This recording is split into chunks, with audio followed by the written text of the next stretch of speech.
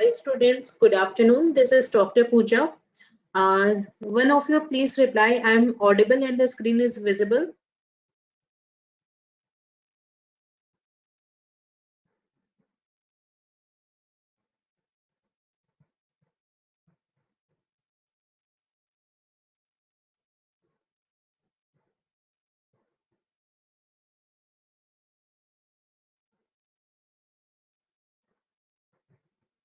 Okay, audible and visible both, right?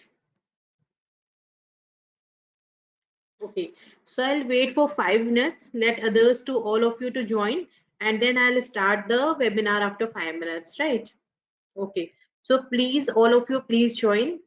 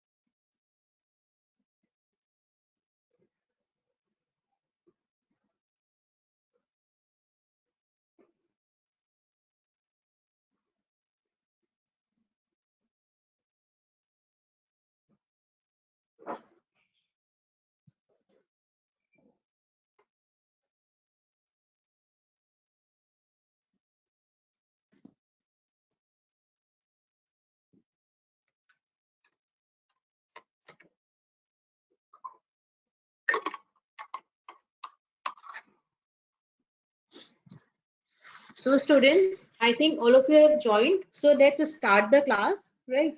So I'm starting the class. Please once again confirm me I'm audible and visible, right? The screen is visible and I'm audible.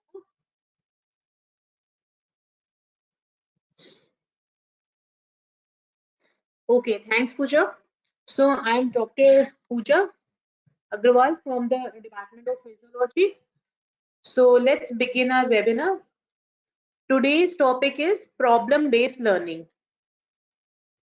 of respiratory system. See, nowadays respiratory system is most very important for all of you. Everywhere you are hearing the corona cases and Also, I request you sincerely, please don't go out of your hostel or room wherever you are staying, and please be safe because there's scarcity of oxygen, there's scarcity of bed in every hospital. So the only your responsibility is please take care of yourself.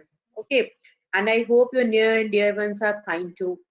So we'll start with this is very scoring topic in regards to Viva also, in regards to yeah, spotting also. So this comes in the spotting also, and this comes in your graphene chart also. That is the Viva also. Okay. So this is very important topic, and this is very scoring. So please gain all these scores and don't lose all these, because these are very simple topics. The questions are pre-decided. These are the only questions which will be presented to you in the respiratory system. None other questions will be there. So this is clear cut questions, clear cut answers, and very, very scoring. Okay. So don't miss this, please. Okay. So I'm beginning. So the first problem, PBL is problem based learning. Okay. So the first question is label the diagram below showing the Wibble's lung model. So first you can be asked, what is this? So this is Wibble's lung model. So you have to label all these things: A, B, C, D, E, F, G, H, and I. Okay. So as you know, the respiratory system begins with the trachea. So the lower respiratory system, this is lower respiratory system, right? So the lower respiratory system consists of the airway and the lungs. Airway consists of the trachea, which bifurcates into the brainstem bronchi that enter into the lung. Okay. So what is airway tree? This is the series of branching tubes constitute the airways. So the what happened? The tubes decrease in diameter as it as it branches. So with each branching, the tube decreases in the diameter. So this is all airway tree, right? So what is this? So the progressively bifurcating airways, these are designated as the generation numbers. Okay, so these are designated as generation number. So first we start with the trachea. So A is trachea. So trachea is zero generation. Right? And the left main and right bronchus. See, this is the left and this is the left and this is the right bronchus. So the left and the right bronchus are bronchi are first generation. So this is left and the right bronchi. So this is called for primary principal bronchus. So A you have to label as trachea and B you have to label as primary principal bronchus. Right. Then I'll just label the name and I'll explain you the things. The C is lower bronchus. The D is segmental bronchus. E is conducting zone or terminal bronchus.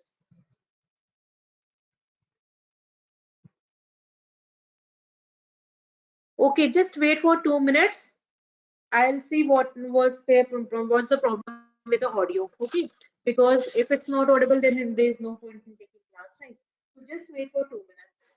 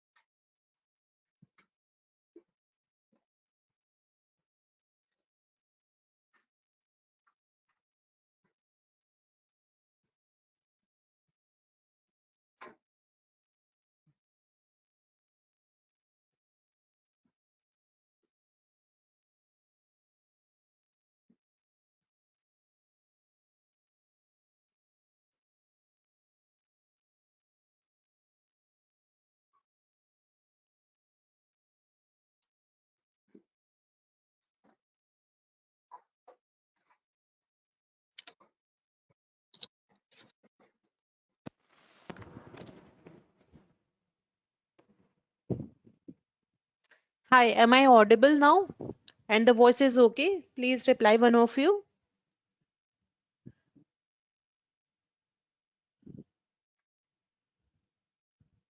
Okay, thank you so much.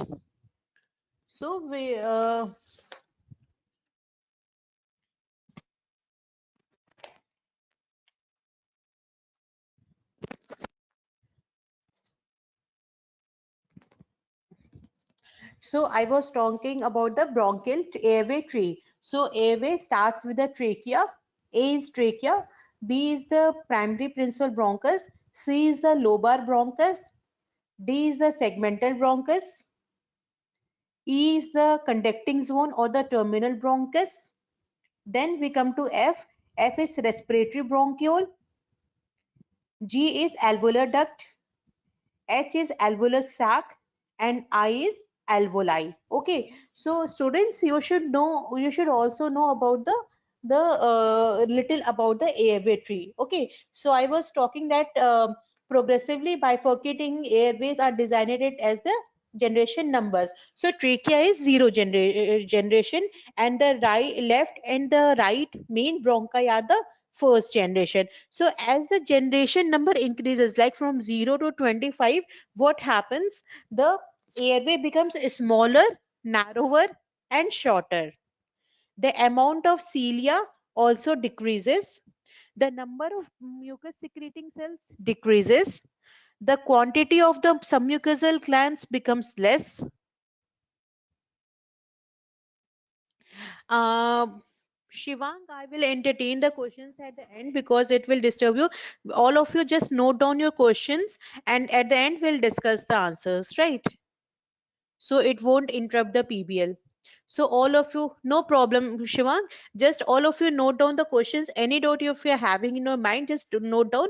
After we'll complete the PBL, we will have plenty of time to discuss the questions, right? Okay. So I am just be explaining now. So during explanation only you will come to know what is alveolar sac and what is alveoli, right? So I am talking that as the generation number increases, the following changes occur. The airways become smaller, narrower, and shorter. The amount of cilia decreases. The number of mucus secreting cells decreases. The quantity of submucosal glands also becomes less. The amount of cartilage, like this cartilage in the airways, also decreases, but the quantity of smooth muscles increases. Okay, so you should remember that everything like the cilia, mucus, submucosal glands, and the cartilage decreases, but the quantity of smooth muscle increases. So you might be well aware of what is mucus, what is cilia, and what is cartilage.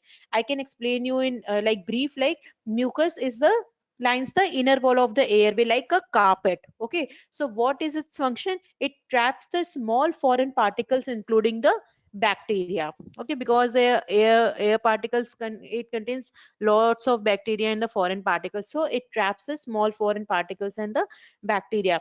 What is the function of cilia? They cilia beat towards the pharynx, so they prevent the entry of small organisms into the lung. So cilia also sweep the carpet of mucus. When mucus secretion is excessive, so what does cilia do? Cilia remove the mucus from the pharynx, from where mucus is swallowed into the stomach and spit outside, right? So this is the function of cilia. What is the function of cartilage? The cartilage prevents the collapse of the airway. Okay, so cartilage is present up to the 10th generation, right? That is the bronchi. So what happens, how this branches? Airways progressively branches into 23 times, like, so it has 23 generations. So they are basically broadly classified as the conducting zone and the respiratory zone. So from here to here it is the conducting zone, and these are the respiratory zones. Okay, so what is the function of conducting airways? They move air by convection into gas exchange areas of the lung. Okay, so just their function is to by the effect of convection, it moves the air into the respiratory system. Okay, and what is the function of respiratory airways? They only this system participates in the gas exchange, so this is called the respiratory zone. So little about the conducting zone also. and the respiratory zone also. The trachea and the first generation of the airways form the conducting zone. First 16 generation. So from up to here, it forms the conducting zone, right? So what are the functions of these? Are the trachea, bronchi, and the bronchioles. So what is their function? They warm and humidify the inspired air. They distribute air evenly into the deeper parts of the lungs. They also serve as the non-specific defense system of the body by removing dust, bacteria, and harmful gases from the respiratory system. So three functions: warm and humidify the inspired air, distribute air evenly, and serves as a non-specific defense system, right? So some other things, very important things you should know, that the cartilage is present in the first four generation, and they prevents the collapse of the airways, as I discussed before. Okay, sometimes the cartilage is also present up to the 10th generation. Okay, so and the right side main bronchus is wider. Okay, because left side we have lung, heart, so right side main bronchus is wider. So what happens? The cartilage is totally absent totally in the bronchioles and below the level of the bronchioles. Okay, so the smallest airways in the conducting zone are the terminal bronchus, right? So next, so what is the what important thing? One important thing is that why infection is more common in the right lung. So the right side of the main bronchus has more diameter than the left. Okay, so moreover, it is present in parallel with the trachea. So the right side is present in parallel with the trachea, and it has a more diameter. So the inhaled foreign particles lodge easily into the right lungs and the left lung. So the infection is most common in the right lung. And the blood supply that is supplied the left side, the conducting zone is supplied by the bronchial circulation. Okay, so it is supplied by the bronchial artery, and it is drained by the pulmonary veins. So from where the bronchial artery arises? It arises from the descending aorta. Okay, so very little about the nerve supply. The bronchia and the bronchioles are innervated by the autonomic nervous system. So the vagal stimulation causes the bronchoconstriction through muscarinic receptors, and the sympathetic stimulation causes the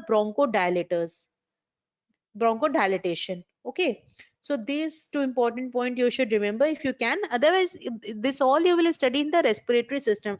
This PBL just means that you should know, right now you should only know how to label these parts: A, B, C, D, F, G, H, I.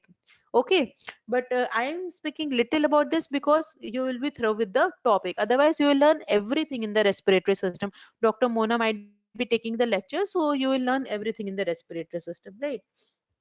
So the these last seven generation is from the respiratory zone. So respiratory zone is the site for gas exchange. Okay, so what happens? The respiratory zone consists of the respiratory bronchioles, okay, the alveolar ducts, and the alveoli. So the alveoli starts budding of bronchioles from the 17th generation. Okay, so bronchioles from 17 to 19 generation are called the respiratory bronchioles.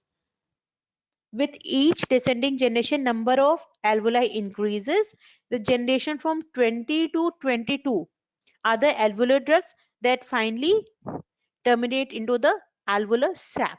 Okay, and the blood supplies from the pulmonary circulation. See, for the conducting zone, the blood supplies from the bronchial circulation, and from here respiratory zone, the blood supply is from the pulmonary circulation.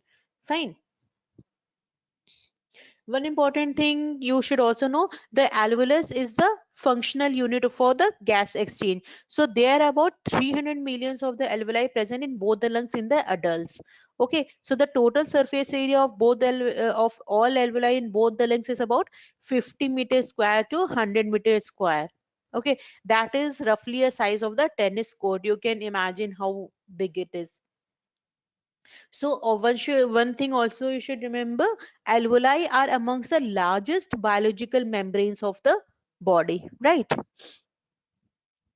Second important thing, the alveoli are surrounded by capillaries that remain in close contact with each other, forming the alveolar capillary membrane through which the gas exchange occurs. So the gas exchange occurs through the alveolar capillary membrane.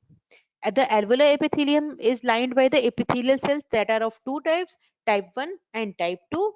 Type 1 are present more in numbers and covers the 95% of the epithelial surface area of the alveoli.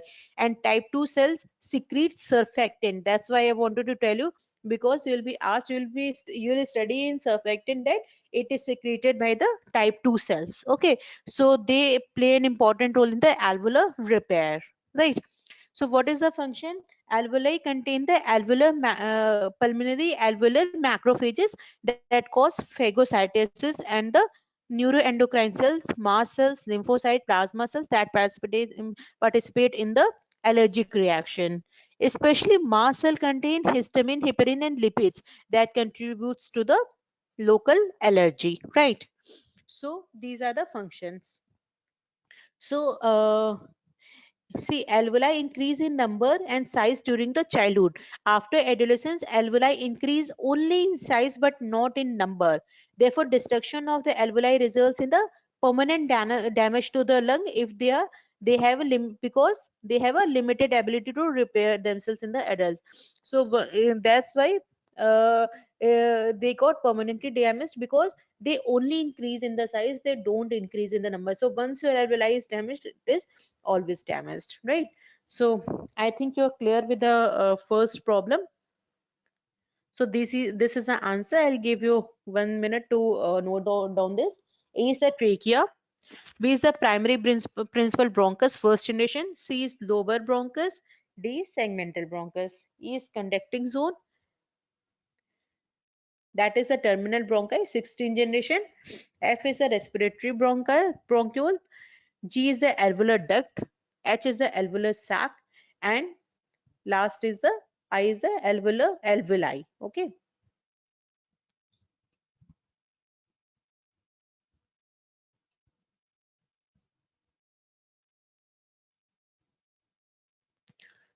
So I'm moving on the second problem.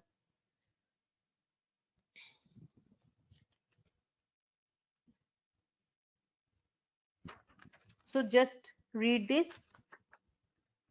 Label the various pressure changes occurring during the respiratory cycle. How much is the duration of inspiration and expiration in the respiratory cycle? You can answer these questions. I think you have completed with the you are done with the respiratory system by Dr. Mona ma'am. So I think you know this answer. Okay. So this is the diagram.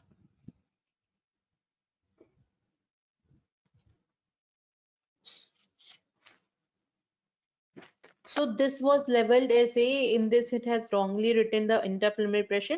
So this was A and this was B. So what was the question? A and B. Okay. So what are the pressures? This is the intrapulmonary pressure and this is the intrapleural pressure. Okay. And second, how much is the duration of inspiration and expiration in the respiratory cycle? Okay, so a brief, first you should know what is intrapleural pressure. Okay, so the pressure in the pleural space in the intrapleural is the intrapleural pressure. जो भी pleural space में होता है वो क्या होता है? Intrapleural pressure. So what is pleural space? It is the space between the lungs, जो हमारे lungs और chest wall के बीच में space होता है, that is the virtual space between the visceral and the parietal pleura. Visceral pleura means which encircles the lung and parietal is which encircles the chest wall.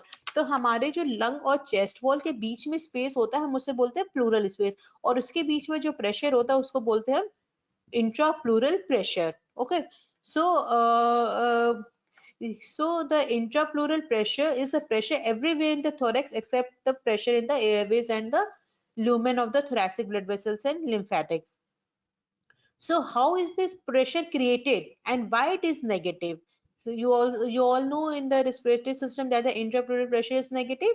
So pleural space is a relative vacuum, right? So the lungs have a tendency to collapse and the chest wall has a tendency to expand. Therefore, elastic recoil effects of the lungs and chest wall are equally exerted but in the opposite direction. See, lungs have a tendency to collapse and chest, so both the forces are acting in the opposite direction. So lung recoils inwards and the chest wall recoils outwards. So these equal and opposing forces cause the intrapleural pressure to be negative, right? Less than the atmospheric pressure. So pleural pressure is negative during quiet breathing and more negative during the deep inspiration.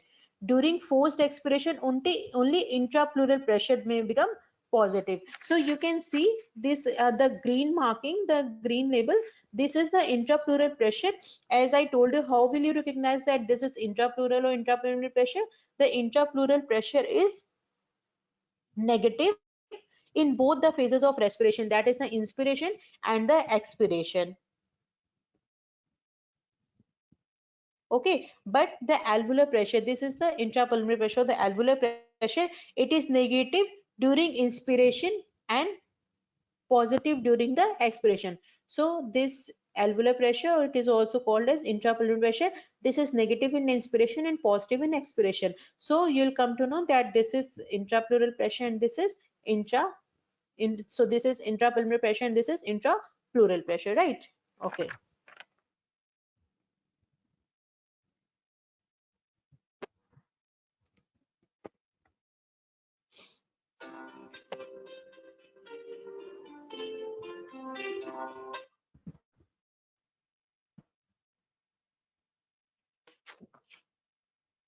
Just a second, dear.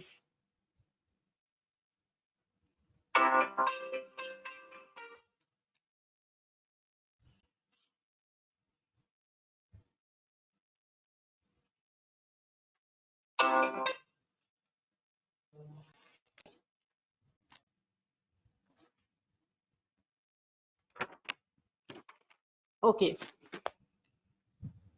so in quiet breathing, intrapleural pressure during expiration is about minus 2.5 to minus 4 mmHg. Okay, and during inspiration it is about minus 6 mmHg. Okay, however during forced expiration, अगर हम बहुत ज्यादा फोर्सली expiration करेंगे तो इंट्राप्लूरल pressure positive हो सकता है, ठीक है, बट अगर हम बहुत ज्यादा फोर्स्ड इंस्पिरेशन करेंगे तो इंट्राप्लूरल प्रेशर और नेगेटिव ही रहेगा, मतलब ये माइनस 30 mmHg तक भी जा सकता है. ओके,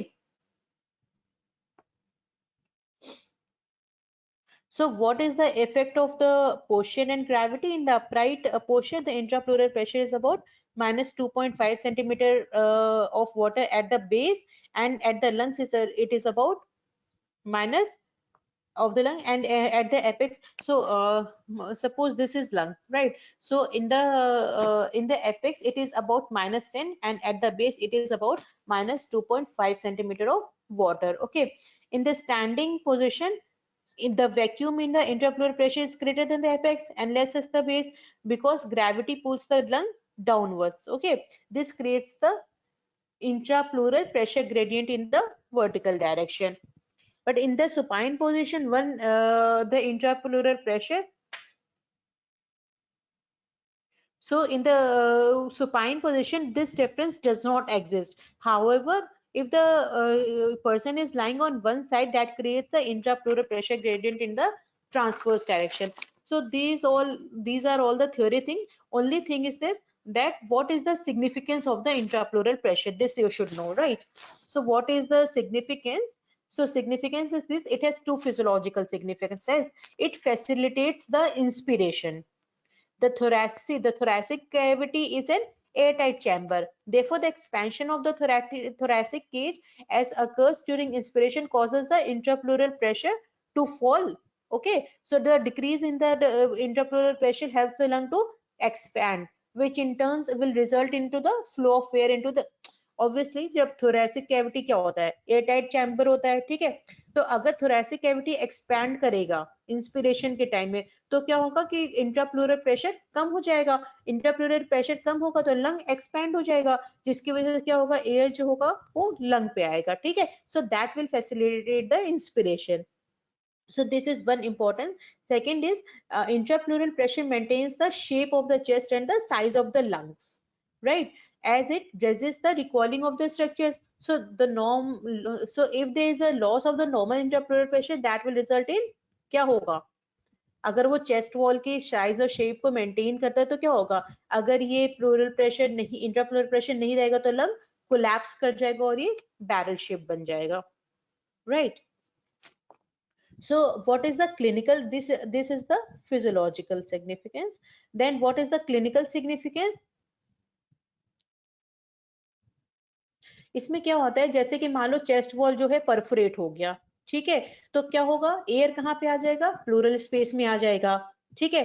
तो नॉर्मल प्लूरल स्पेस क्या होता है? उसका प्लूरल स्पेस का प्रेशर कितना होता है? प्लूरल प्रेशर ऑब्वियसली नेगेटिव होता है, मतलब एटमॉस्फेरिक प्रेशर से कम हो जाता है, ठीक है। तो इसमें क्या होगा? अब अगर मान लो उसमें पंक्चर हो गया, जैसे इंजरी हो गई, किसी ने निडल डाल दिया, कुछ भी हो गया, तो एटमॉस्फेरिक प्रेशर और प्लूरल प्रेशर क्या होगा? सेम हो जाएगा, ठीक है। तो एयर कहाँ से मूव करेगा? प्लूरल स्पेस से। एयर कहाँ पे मूव करेगा? प्लूरल स्पेस में मूव करेगा एटमॉस्फेयर से, क्योंकि एयर कहाँ से मूव करता है? हाई प्रेशर से लो प्रेशर। तो अगर अगर दोनों में कनेक्शन हो जाएगा तो एयर ऑब्वियसली एटमॉस्फेयर से कहाँ मूव करेगा? इंट्राप्लूरल स्पेस में। तो इंट्राप्लूरल प्रेशर कितना बन जाएगा? एटमॉस्फेरिक प्रेशर के बराबर हो जाएगा। तो क्या हो जाएगा? प्लूरल स्पेस में बहुत सारी एयर एक्यूमुलेट हो जाएगी। तो इस कंडीशन को क्या बोलते हैं? नीमोथोरैक्स, ओके। तो इसमें क्या होता है कि नॉर्मल इंट्राप्लूरल प्रेशर तब वो रह नहीं गया, तो लंग क्या करेगी? कोलैप्स कर जाएगी, क्योंकि लंग्स की क्या क्वालिटी होती है? इनवर्ड रिकॉइलिंग की। और रिब केज की क्या प्रॉपर्टी होती है? एक्सपैंड करने की, आउटवर्ड्स, ठीक है। तो इस सिचुएशन में क्या होगा कि ट्रांसपल्मोनरी प्रेशर जो होता है वो 0 हो जाएगा, ठीक है। तो इससे क्या हो जाएगा? लंग्स कोलैप्स हो जाएगा, ठीक है। जैसे कि अब न्यूमोथोरैक्स किससे हो सकता है? जैसे गन शॉट इंजरी हो गई, या तो किसी ने नाइफ से स्टैब कर दिया हो, इंजरी कर दी हो, ठीक है। और या तो कोई रप्चर हो गया हो, लंग एब्सेस का रप्चर हो गया हो, ठीक है। या तो कभी कभी एस्पिरेशन में भी हो सकता है, या तो किसी किसी थेरेपी का पार्ट भी होता है, जैसे कि टीबी वगैरह में क्या होते हैं, हम पर्पसफुली न्यूमोथोरैक्स क्रिएट करते हैं, जैसे कि हम अंदर नाइट्रोजन डालते हैं, ठीक है। So these are the importance of intrapleural pressure. अब intrapleural pressure इसको क्या बोलते हैं? Alveolar pressure भी बोलते हैं। Alveolar pressure की क्या importance होती है कि alveolar pressure क्या होता है? It is the pressure inside the alveoli, जो alveoli के अंदर pressure होता है, ठीक है। So इसका क्या importance होता है? Change in the alveolar pressure moves the air in and out of the lungs. So during inspiration, how? During inspiration, alveolar pressure or the intrapleural pressure decreases, become सब atmosphere से कम होता है, that sucks the air into the lungs, and during expiration the alveolar pressure increases, that removes the lung, that removes the air out of the lungs, ठीक है। So normal inspiration में कितना होता है? ये अप्रोक्स -1 होता है, और ड्यूरिंग एक्सपिरेशन में, क्योंकि मैंने बताया था कि ये पॉजिटिव हो जाता है, तो ये +1 के अराउंड रहता है, ठीक है। इसकी फिजियोलॉजिकल सिग्निफिकेंस क्या है कि at the end of expiration, when there is no flow of air into the airways, the alveolar pressure becomes 0, that is equal to the atmospheric pressure.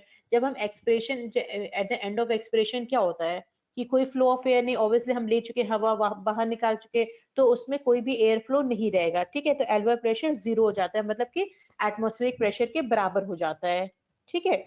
So this is the only importance of the transpulmonary ये intrapleural pressure, okay.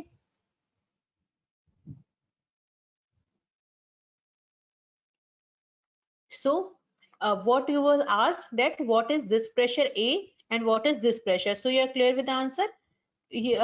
अगर कोई पूछेगा कि ये इंट्राप्लूमरी pressure या alveolar pressure क्यों है, क्योंकि ये इंस्पिरेशन में नेगेटिव रहता है और एक्सपिरेशन में पॉजिटिव रहता है, और इंट्राप्लूरल प्रेशर इंस्पिरेशन और एक्सपिरेशन दोनों फेज में नेगेटिव रहता है, right.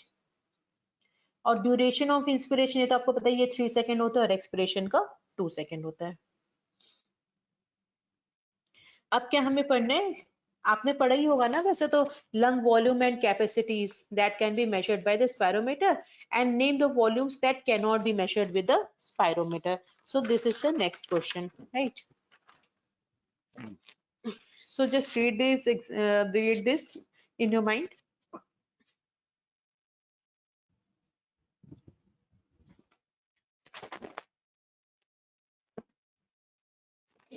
So this is A. What is A? This is the tidal volume, right? Then this was B. B is the IRV. What is IRV? Inspiratory reserve volume. ठीक है? This is residual volume. Okay. This is IC is inspiratory capacity. It is actually arrow is wrong. It is up to here, this line. Okay. So the tidal volume plus inspiratory reserve capacity is the inspiratory capacity. गलती से लिख गया. This is expiratory capacity. Okay. This is functional residual capacity. This is vital capacity. Okay. And this is total one is the total lung capacity, right? So I'll just explain you in brief what are these capacities and the volumes. Okay. So second version was I'll do it afterwards, but do this. We'll do this first. So what is tidal volume? This is a volume of gas inspired or expired during the quiet breathing. जो normal ऐसे normal breath करते हैं उसमें जितना amount inspire और expire हो जाता है इसको क्या बोलते हैं? Tidal volume. में कितना होता है? अप्रोक्स 500 ml होता है अडल्ट्स में. ठीक है. पर क्या होता है जब हम नॉर्मल इंस्पिरेशन एक्सपिरेशन करते हैं ना तो 150 ml जो होता है वो एयरवे को ही फिल किया होता है, जैसे नोज माउथ और रेस्पिरेटरी ब्रोंक्यूल्स में, जो कि गैस एक्सचेंज में पार्ट नहीं लेता है. तो उसको क्या बोलते हैं? Anatomical dead space. तो रिमेनिंग वॉल्यूम कितना हुआ एल्वुलर वेंटिलेशन के लिए? 350 ml रहता है जो नॉर्मली हम यूज करते हैं एल्वुलर वेंटिलेशन के लिए. और 150 ml क्या होता है? डेड वॉल्यूम होता है. पर जो नॉर्मल टाइडल वॉल्यूम हम लेते हैं वो अप्रोक्स 150 ml लेते हैं. ठीक है. Now the inspiratory reserve volume. What is inspiratory reserve volume? This the volume of air inspired with maximal inspiratory effort in excess of the normal tidal volume. एकदम definition बिल्कुल बाय हार्ट होना चाहिए. This is the volume of air inspired with the maximal inspiratory effort in excess of the normal tidal volume. Normal tidal inspiratory volume. जितना ये tidal volume के ऊपर extra effort से लेते हैं ना हम इंस्पिरेटरी वॉल्यूम, उसको बोलते हैं हम इंस्पिरेटरी रिजर्व वॉल्यूम. ओके. ये कितना होता है? मेन में 3.3 होता है और विमेन में 1.9 लीटर्स होता है. ठीक है. ये सब बिल्कुल बाय हार्ट याद होना चाहिए आपको. Then expiratory reserve volume. This is the volume of air that can be expired with the maximal expiratory effort after the normal tidal expiration. Okay. इसको बोलते हैं expiratory. So this is the volume of air that can be expired with maximal expiratory effort after the normal tidal expiration. तो ये men में कितना होता है? 1.2. women में 0.7 लीटर्स होता है. right. फिर रेसिडुअल वॉल्यूम आपको दिख ही रहा है नीचे. तो what is residual volume? The volume of air left in the lungs at the end of maximum is जितना एक्सपिरेटरी एफर्ट से आप वॉल्यूम ऑफ एयर निकाल लो उसके बाद भी जो रह जाता है उसको बोलते हैं रेसिडुअल वॉल्यूम. ओके. तो मेन में कितना होता है? 1.2 लीटर्स और फीमेल्स में 1.1 litres. Right. Now the lung capacity, these are the volumes, right? Now we'll go to the capacities. So what is vital capacity? The maximum volume of air that can be expired after maximal inspiratory effort is called the vital capacity. So from, I think it's not marked, from 1 to 6, this is vital capacity. This line is up to, this is vital capacity. Okay. So this is the maximum volume of air that can be expired after the maximal inspiratory effort. This is called vital capacity. Normally कितना होता है? women में 4 होता है, men में women में 3 होता है, men में 4 liters होता है. right. Now the forced vital capacity हम बाद में पढ़ेंगे. पहले हम पढ़ेंगे इंस्पिरेटरी कैपेसिटी. ये यहाँ से यहाँ तक ये इसमें गलत मार्क किया है, ये यहाँ तक है. ठीक है. So what is inspiratory capacity? This is a maximum volume of air that can be expired after the tidal expiration. Tidal expiration के बाद जितना एक्सपायर हो जाए, जितना इंस्पायर करते हैं, ये टाइडल एक्सपिरेशन है, जितना इंस्पायर करते हैं इंस्पिरेटरी कैपेसिटी होती है. ठीक है. तो ये क्या होगा? हमेशा याद रखना कि कैपेसिटी और वॉल्यूम में क्या डिफरेंस होता है. तो ये आपको पूछते भी है वाइवा में. तो जो वॉल्यूम होता है वो सिंगल वैल्यू होता है और जो कैपेसिटी होता है हमेशा 2 वॉल्यूम का एडिशन होता है, ठीक है। सो inspiratory capacity is the tidal volume plus the inspiratory reserve volume, इसको इंस्पिरेटरी कैपेसिटी बोलते हैं, ठीक है। नॉर्मली कितना होता है 3.5 लीटर्स होता है। Now the functional residual capacity. Functional residual capacity, this is the volume of air remaining in the lungs at the end of each tidal expiration. यहाँ तक tidal expiration हो, उसके बाद जितना amount of air रह गया उसको बोलते हैं functional residual capacity. Normally क्या ये क्या होता है ERV expiratory reserve volume plus residual volume, इन दोनों का addition क्या हो गया functional residual capacity, right? Now the total lung capacity, total lung capacity कितना हो गया मतलब पूरा यहां से यहां तक हो गया, ठीक है, यहां से पूरा यहां तक, this is total lung capacity. तो टोटल लंग कैपेसिटी क्या होता है the volume of air present in the lung at the end of maximum inspiration, maximum inspiration यहाँ किया उसके बाद कितना वॉल्यूम पूरा का पूरा वॉल्यूम रह गया, ठीक है। This is total lung capacity. कितना होता है मेन में अबाउट पूरा ये देख रहे हो आप 6 लीटर्स होता है और फीमेल में थोड़ा कम होता है 4.2 लीटर्स होता है, ठीक है। सो इतना वॉल्यूम और कैपेसिटी किससे हम मेजर कर सकते हैं सिंपल स्पायरोमीटर से कर सकते हैं, ठीक है। हम क्या क्या चीज ऐसी जो है जो कि हम जो सेकंड क्वेश्चन आपका था वो यही था कि कौन सी ऐसी वॉल्यूम है जो कि हम स्पायरोमीटर से मेजर नहीं कर सकते, वो है functional residual capacity, total lung capacity and the residual volume. तीन चीज ऐसी है जो कि हम स्पायरोमीटर से नहीं कर सकते हैं, ठीक है। तो हम ये किससे करते हैं हीलियम डाइल्यूशन मेथड से करते हैं, ठीक है। ये आपको याद रखना है कि कौन सी चीजें हैं जो हम नहीं कर सकते हैं, वो है क्योंकि लंग क्या है कि हम पूरा एम्प्टी नहीं कर सकते ना, इसको करने के लिए जो भी नीचे वाली सारी चीजें जो नीचे आ रहा है ना, ये वाली चीजें जो आ रही हैं मतलब नीचे क्या क्या आ रहा है आप ये देखो 0 से 1 में क्या है रेसिडुअल वॉल्यूम है,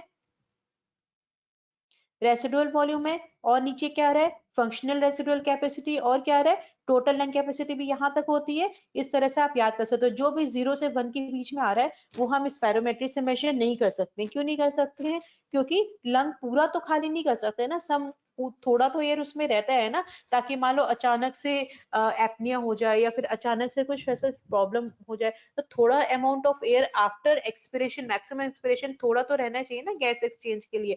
तो इसलिए हम ये सारी चीजें इससे नहीं मेजर कर सकते हैं। तो किससे मेजर कर सकते हैं हीलियम डाइल्यूशन टेक्निक से कर सकते हैं, ठीक है।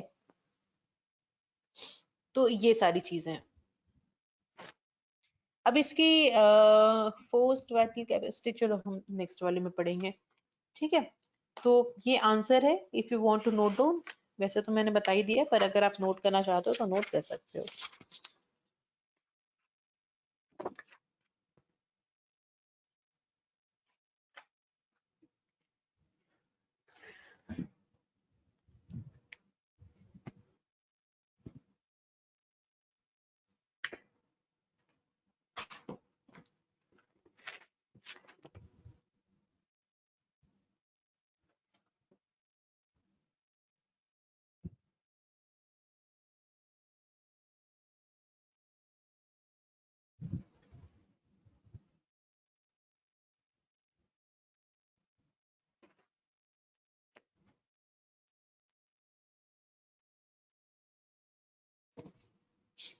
Okay done. Next question is label the various components of the timed battle capacity. Timed battle capacity कौन सा होता है FeV1, FeV2 and FeV3, okay, that is forced expiratory volume. So FeV1 क्या होता है एंड इसकी सिग्निफिकेंस क्या होती है और नॉर्मल वैल्यूज क्या होता है FeV1, FeV2 और FeV3 का, ठीक है। तो ये था ABC आपका, this was A, this was B and this was C। So this is FeV1, FeV2 and FeV3, okay.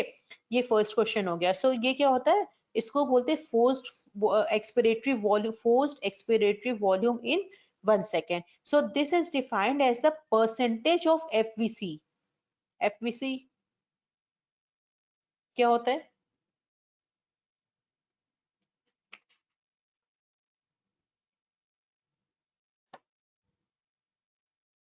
Just a second.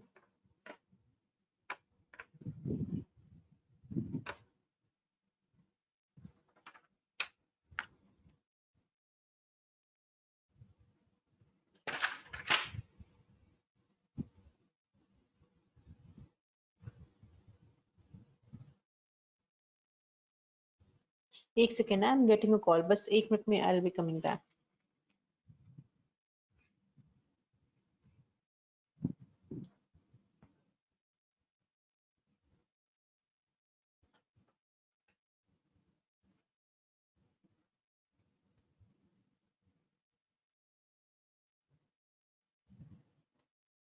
Sorry.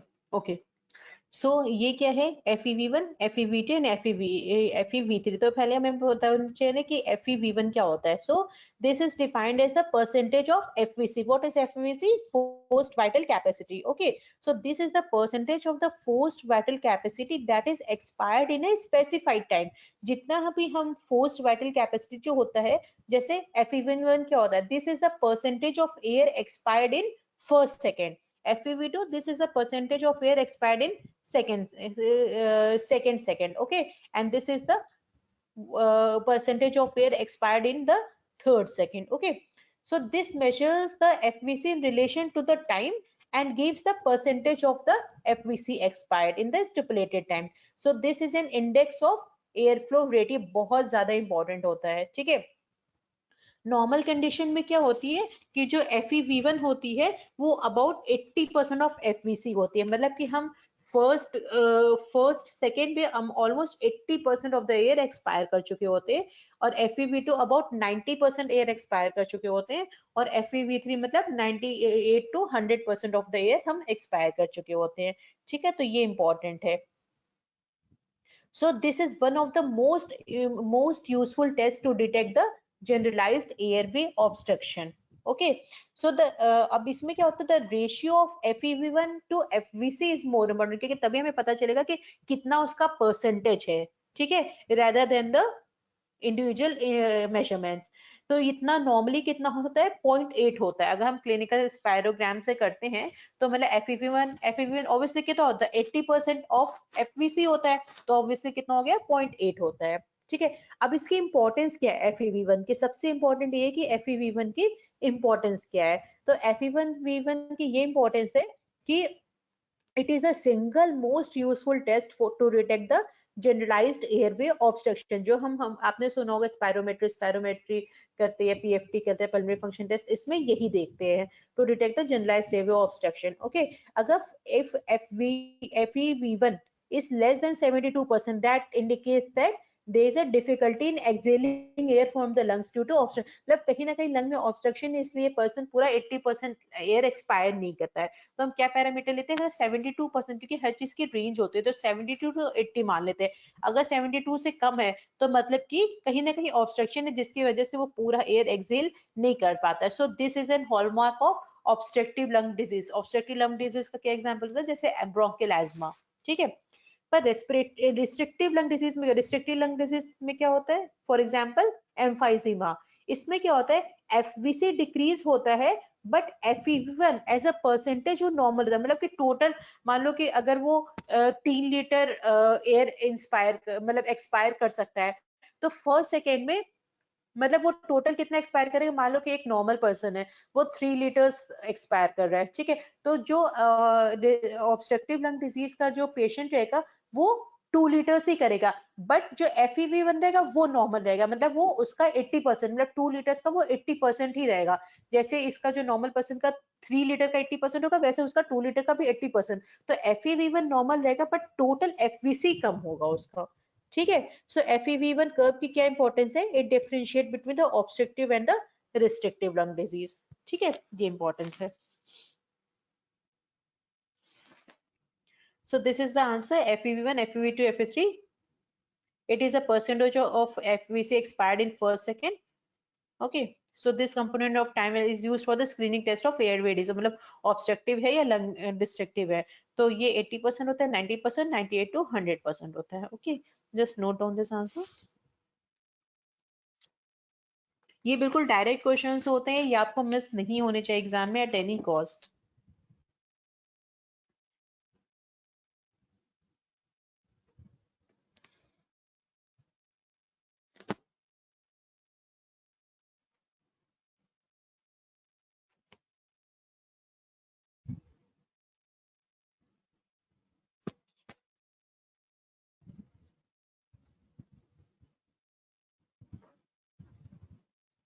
Okay, next question.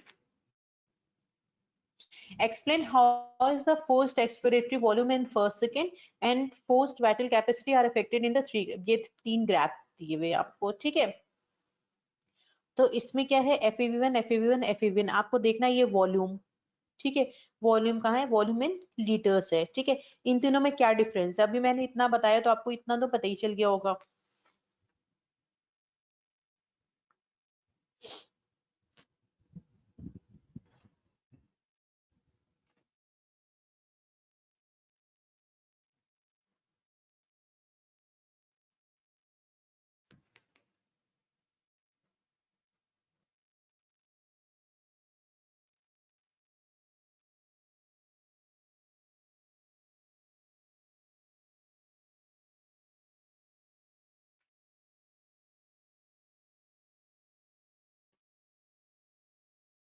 Okay, तो इसमें क्या पता चले आपको, ए में क्या पता चल रहा है, ये तो नॉर्मल सब्जेक्ट है। नॉर्मल सब्जेक्ट में क्या होगा, FEV1 अबाउट, FEV1 कितना है, ऑलमोस्ट 80% है FVC का, राइट। सेकेंड क्या है, आप बता सकते हैं ऑब्स्ट्रक्टिव या रिस्ट्रिक्टिव है, ये रिस्ट्रिक्टिव लंग डिजीज का है, क्योंकि इसमें FVC ही पूरा डिक्रीज है। इसमें ऐसा नहीं कि FV1, मैंने पहले भी आपको बताया था कि इसमें जो रिस्ट्रिक्टिव लंग डिजीज होता है, इसमें FEV1 तो नॉर्मल होता है, बट टोटल फोर्स्ड रेस्टरल वॉल्यूम ही कम होता है, ठीक है। तो ये पूरा इसमें FVC ही कम है, ठीक है, फोर्स्ड वाइटल कैपेसिटी कम है, ठीक है। फिर इसमें जो, सॉरी, ये जो थर्ड है ये क्या है, ऑब्स्ट्रक्टिव लंग डिजीज का है। ऑब्स्ट्रक्टिव लंग डिजीज में क्या होता है कि लो फ्लो रेट होता है due to the high airway obstruction, तो इसमें क्या होता है, FEV1 ही हमारा डिक्रीज हो जा रहा है। तो इस ये क्या है, नॉर्मल पर्सन का है, ये रिस्ट्रिक्टिव लंग डिजीज का है, ये ऑब्स्ट्रक्टिव लंग डिजीज का है, राइट। ये बहुत सिंपल था, जो लास्ट क्वेश्चन में ही एक्सप्लेन कर दिया था। Okay, so this is the answer.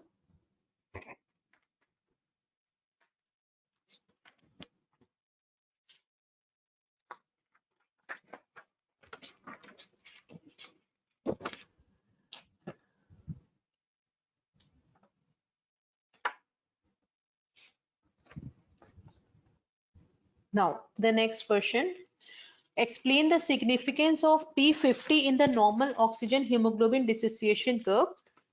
What factors shift the curve to the right side and to the left side? This is very, very important graph because this will be asked in your questions also, like the theory questions also. So you should be thorough with the oxygen hemoglobin dissociation curve. What is this? Oxygen hemoglobin dissociation curve. So you should be thorough with this. अब क्या होता है, थोड़ा सा मैं इसको deep में पढ़ाऊंगी क्योंकि ये बहुत ज्यादा इंपॉर्टेंट होता है, ठीक है। तो थोड़ा सा मैं इसको डिटेल में पढ़ाऊंगी। इसमें एक्चुअली जो क्वेश्चन है वो तो स्ट्रेट अवे क्वेश्चन है, ठीक है, बट आपको थोड़ा सा पता होना चाहिए कि ये क्या होता है। अब ये क्या होता है, ये क्या रिलेशनशिप एक्सप्लेन करता है बिटवीन द पार्शियल, ये क्या ग्राफ बना रहा है, between the partial pressure of the oxygen in the blood with the percent saturation of haemoglobin. Oxygen जितना हीमोग्लोबिन जो है ऑक्सीजन से सैचुरेटेड होता है, और इधर क्या बता रहा है, एक्स एक्सिस पे क्या बता रहा है, पार्शियल प्रेशर ऑफ ऑक्सीजन, ठीक है, पार्शियल प्रेशर ऑफ ऑक्सीजन, यहाँ पे percentage of haemoglobin that is saturated with the oxygen, right. तो ये क्या होता है कि ये शेप जो होता है ये एस शेप का होता है, आपको दिख रहा है रफली, जो बीच वाला देखो ये दिख रहा है एस शेप, इसको बोलते हैं सिग्मॉइड शेप, ठीक है, जो कि 0 से 100 mm की रेंज तक होता है। आपने अब सॉरी, 0 से 100 mm Hg के बीच में होता है, आप देख रहोगे इसमें 0 से 100 mm Hg के बीच में इसकी रेंज होती है। तो ये कैसे बनता है, the sigmoid shape of the curve results from the hemoglobin affinity of for oxygen at various oxygen partial pressure of oxygen, मतलब इसको हम क्या होता है, यूजुअली क्या होता है कि अगर हीमोग्लोबिन के जैसे 4 पॉकेट्स होते हैं, आपने पढ़ा होगा अगर उसका स्ट्रक्चर, तो अगर हीमोग्लोबिन के एक मॉलिक्यूल से वो बाइंड, एक पायरोल रिंग से बाइंड करता है, तो that increases the affinity of more oxygen to bind with the haemoglobin. तो इसमें क्या होता है कि सिग्मॉइड शेप, सबसे पहले यही पूछा जाएगा कि इसका सिग्मॉइड शेप कैसे बनता है, to from hemoglobin affinity for oxygen at various oxygen PO2 levels, okay। As the PO2 rises, जैसे जैसे PO2 बढ़ता जाता है, ठीक है, हीमोग्लोबिन सैचुरेशन प्रोग्रेसिवली इंक्रीज, जैसे ये बढ़ेगा वैसे ये भी इंक्रीज होता जा रहा है, ठीक है। फिर हाउएवर सैचुरेशन इसका तो नॉर्मली तो ऐसे होना चाहिए था, बिल्कुल स्ट्रेट लाइन होना चाहिए था, ठीक है, ऑब्लिक लाइन ऐसा होना चाहिए, बट ऐसा नहीं है, ये बाद में जाके ऊपर प्लेट्यू क्यों बन जाता है, बिकॉज saturation इसका लीनियर नहीं रहता है with increase in the PO2 for which the curve becomes sigmoid shape, मैं बाद में बताऊंगी क्यों होता है, ठीक है। तो the S shaped hemoglobin oxyhemoglobin equilibrium curve, this enables the oxygen to saturate hemoglobin under high partial pressure in the lungs and give up the large amount of oxygen when small changes in PO2 at the tissue level। देखो basically important क्या होता है कि हमारा जो होता है ये, अगर हमें बॉडी में जैसे टिश्यू को ऑक्सीजन की जरूरत है तो वो उसको ऑक्सीजन दे दे, ठीक है, और हम हमेशा जो होता है हमारा वो जो हीमोग्लोबिन होता है वो ऑक्सीजन से सैचुरेटेड रहना चाहिए, ठीक है। तो जहां जहां जैसे जैसे अगर लेने की जरूरत होती है तो वो वहां पे ले लेगा, और देने की जरूरत होती है, लेने की कहाँ जरूरत होगी, किस लेवल पे, लंग्स के लेवल पे, क्योंकि जब हमारा हार्ट से आता है हमारा ब्लड जो आता है उसमें ऑक्सीजन कम रहता है, ठीक है, तो लंग्स पे क्या करने की जरूरत है, अनलोडिंग करने की जरूरत है, मतलब लंग्स से फिर हमें उसको देने की जरूरत है ब्लड को, तो ब्लड क्या करेगा, लेगा, ठीक है, तो एफिनिटी रहेगी तभी तो लेगा, तो वहां पे लोडिंग होता है। फिर उसके बाद टिश्यू लेवल पे, टिश्यू क्योंकि मेटाबॉलिक एक्टिव होते हैं तो वहां पे टिश्यूज को देने की जरूरत होती है, तो अनलोडिंग की जरूरत होती है। तो ये इंपॉर्टेंस है इस ग्राफ की। अब कैसे होता है वो मैं बताती हूँ। तो पहले इसमें दो फेज होता है, एक तो स्टीप फेज होता है, ठीक है, और एक ये प्लेट्यू फेज होता है, ठीक है। जो स्टीप फेज होता है वो कहाँ से होता है, 10 से 60 के तक होता है जो स्टीप, देखो यहाँ पे आप देख रहे होगे, तो 10 से 60 mmHg के बीच में क्या होता है, स्टीप स्लोप होता है। इसमें क्या होता है, the combination of oxygen with haemoglobin increases very rapidly.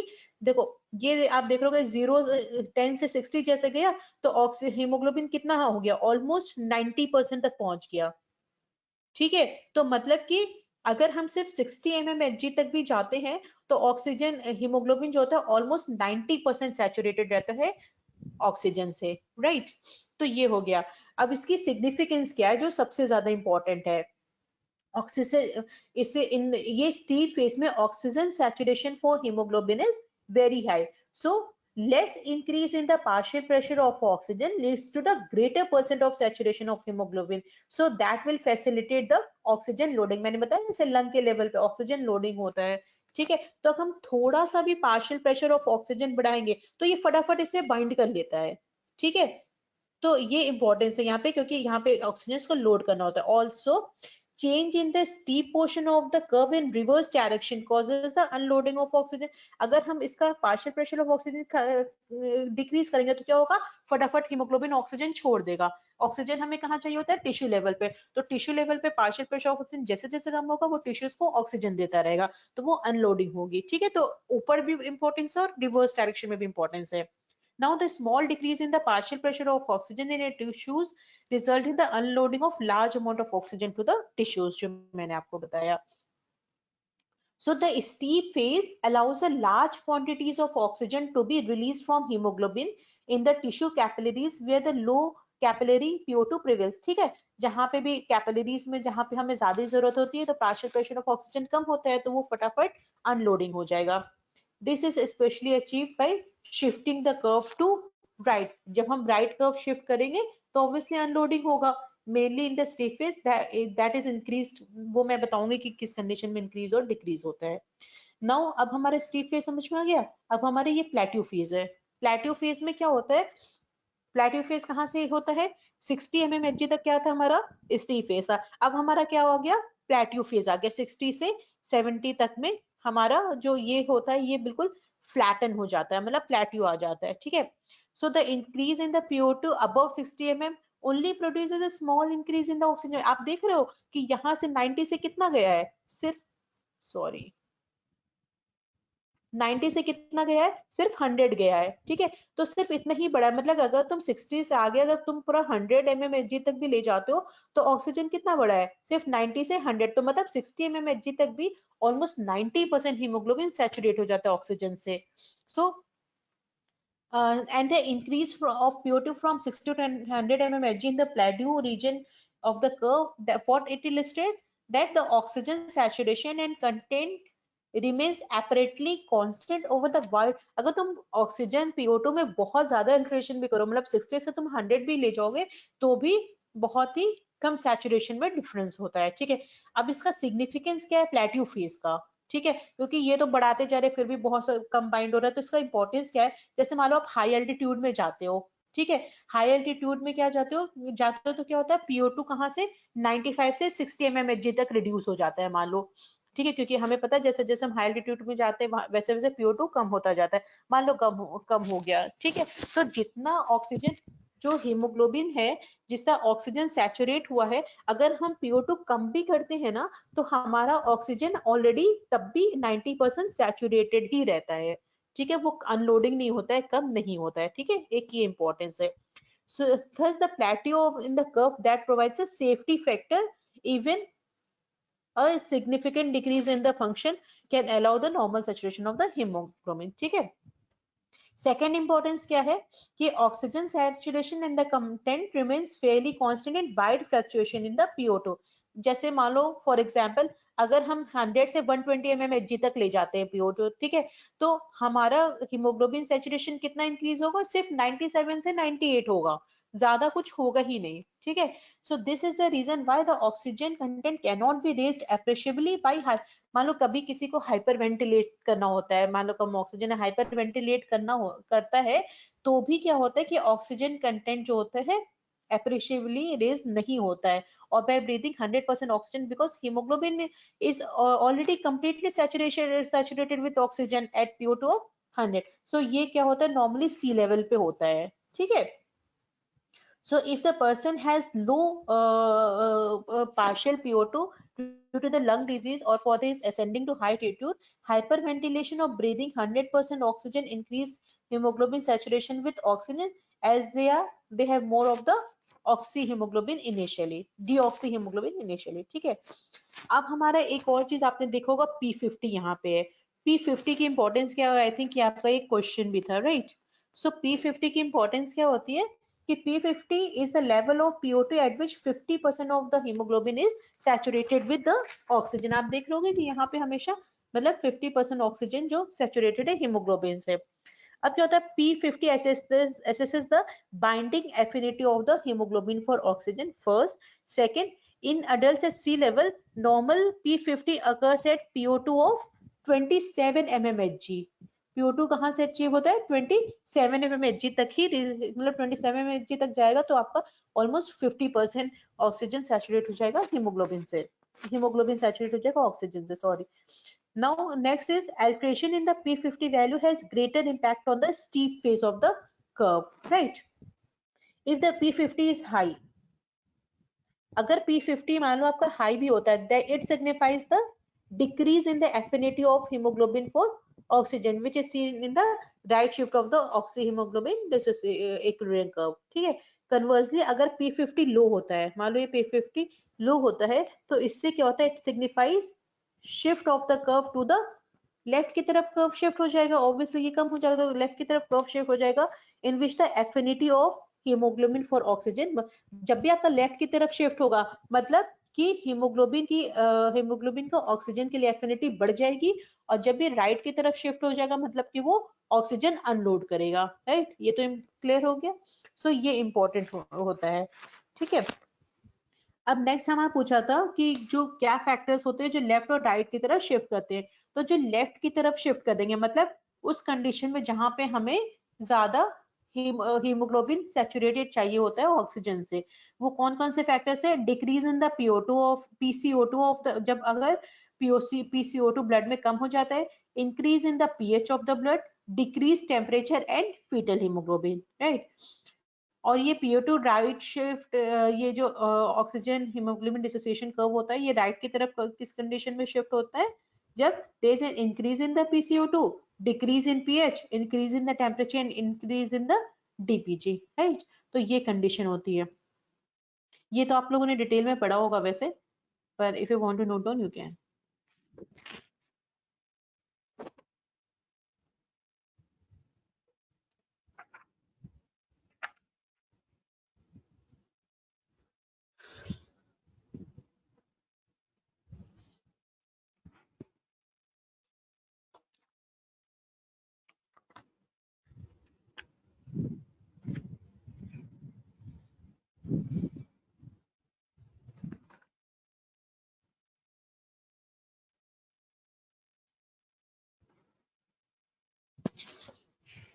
Okay, next important question है, ये फिगर है, ठीक है।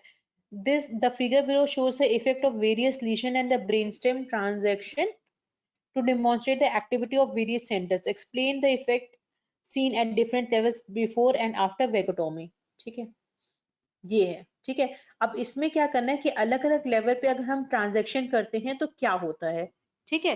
ये है, ये बहुत इंपॉर्टेंट है और इसका बहुत ही सिंपल सा एक्सप्लेनेशन है जो मैं आपको बताती हूँ, ठीक है। मान लो ये फर्स्ट पॉइंट है, यहाँ पे डी वाला जो है आपका S1, मान लो हम इसको डी बोलते हैं, ठीक है। तो this is the section below the medulla, ठीक है, मेड्यूला के नीचे है। ओके, सबसे पहले आपको ये पता होना चाहिए मिड ब्रेन है, पॉन्स है, ये मेड्यूला है और ये स्पाइनल कॉर्ड, ठीक है। Spinal cord, medulla, pons and midbrain, right, ठीक है। तो अगर हम क्या करते हैं कि ये वाला अगर यहाँ पे सेक्शन करते हैं, ट्रांजैक्शन करते हैं, तो इसमें क्या होगा, बिलो द मेड्यूला होगा, ठीक है। तो अगर हम बिलो मेड्यूला करते हैं, it completely abolishes the respiration, that indicates that the respiratory rhythm is generated above the brain, okay. अगर हम यहाँ से कंप्लीट यहाँ से कट कर देते तो हमें कोई भी रेस्पिरेशन नहीं होगा, मतलब इसका मतलब जितना भी रेस्पिरेशन होता है सारा मेडुला के ऊपर होता है, ठीक है। सेकेंड, अगर हम मान लो ट्रांजैक्शन करते हैं बिलो द पॉन, ये पॉन्स है, पॉन्स के बिलो करते हैं, यहाँ पे ट्रांजैक्शन मान लो यहाँ पे हम कट कर देते हैं, जो कि हमारा पॉइंट है सी, ठीक है। तो इसमें क्या होगा कि basic rhythm of respiration, basic rhythm तो रेस्पिरेशन की होगी, बट रेस्पिरेशन जो होगा वो इरेगुलर होगा, ठीक है। ये नोट डाउन कर लो कि अगर हम बिलो पॉन्स करते, that is below, just below the apneustic centre, ये हमारा एपन्यूस्टिक, यहाँ पे एपन्यूस्टिक सेंटर होता है, ठीक है। तो अगर हम एपन्यूस्टिक सेंटर के नीचे करते हैं, मतलब यहाँ पे करते हैं, मतलब पॉन्स के नीचे यहाँ पे ट्रांजैक्शन करते हैं, तो क्या होता है, बेसिक रिदम रेस्पिरेशन का रहेगा बट रेस्पिरेशन इरेगुलर रहेगा। इसका क्या मतलब है कि जो रेस्पिरेटरी रिदम होता है वो हमेशा मेडुला में जनरेट होता है, ठीक है। The respiratory rhythm is generated in the medulla that is fine tuned by the supramedullary influences, मतलब कि हमारा ये तो रहेगा, रेस्पिरेशन तो रहेगा, बेसिक रिदम तो रहेगा, मतलब बेसिक रिदम यहाँ पे जनरेट होता है और बाकी जो ट्यूनिंग होती है वो उसके ऊपर होती है, ठीक है। तो ट्यूनिंग हमारा इंटैक्ट रहेगा, ठीक है। तो basic rhythm, respiratory rhythm is generated in the medulla that is fine tuned by the supramedullary influence, okay. पर अगर हम इसको अपर पॉन्स की तरफ कट करते हैं, यहाँ पे हमारा, यहाँ पे ट्रांजैक्शन करते हैं, ठीक है। तो यहाँ पे हमारा क्या होता है, न्यूमोटैक्सिक सेंटर होता है, न्यूमोटैक्सिक सेंटर, ये हमारा न्यूमोटैक्सिक सेंटर है, ठीक है। तो अगर हम अपर पॉन्स में इसको just below the pneumotaxic centre, मतलब अगर हम यहाँ पे अगर इसको कहीं कट करते हैं, ठीक है, यहाँ पे हम कट करते हैं, तो क्या होता है, the amplitude of respiration increases, indicating the normal pneumotaxic center inhibits the apneustic center located in the lower pons which normally stimulates the inspiratory center in the medulla, ठीक है। यहाँ पे ऐसे ये होता है, तो इसमें क्या होता है, एम्पलीट्यूड ऑफ रेस्पिरेशन इंक्रीज हो जाता है, ठीक है। अगर हम मान लो यहाँ पे वेगस को भी कट कर लेते हैं, ठीक है। तो मान लो कि ये तो तब है जब वेगाई इंटैक्ट है, अगर हम वेगस को कट कर देते हैं तो क्या होता है,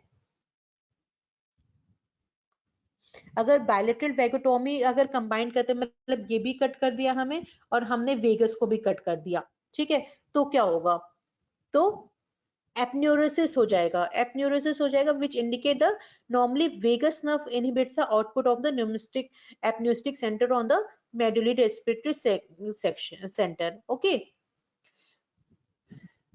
उसके बाद अगर हम S4 पे करते हैं, अगर मान लो यहाँ पे ये जो A दिया है, अगर हम यहाँ पे कट करते हैं तो रेस्पिरेशन में कोई भी इफेक्ट नहीं होगा। इसका क्या मतलब है कि जो जनरेशन और रेगुलेशन ऑफ रेस्पिरेटरी रिदम है वो हमेशा पॉन्स और मेडुला में रहता है, तो अगर हम उसके ऊपर कट कर देते हैं तो ये सब में कोई भी, मतलब नॉर्मल जो रेस्पिरेशन रहता है वैसे रेस्पिरेशन चला जाएगा, ठीक है।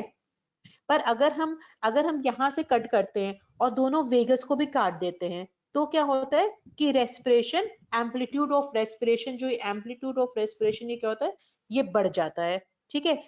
इसका क्या मतलब होता है कि vagus nerve inhibits the output of pneumotaxic center on a respiratory system, right? इसका क्या मतलब होता है कि वेगस नर्व जो होता है रेस्पिरेटरी सेंटर पे जो न्यूमोटैक्सिक सेंटर होता है उसके आउटपुट को इनहिबिट करता है.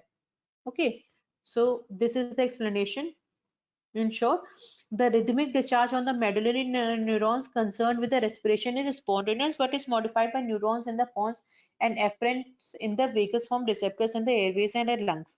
Pneumotaxic center in the medial parabronchial nuclei of the dome. ये थोड़ा सा टफ लैंग्वेज में लिखा है इसलिए मैंने आपको थोड़ा सा सिंपल लैंग्वेज में समझाया है. ठीक है.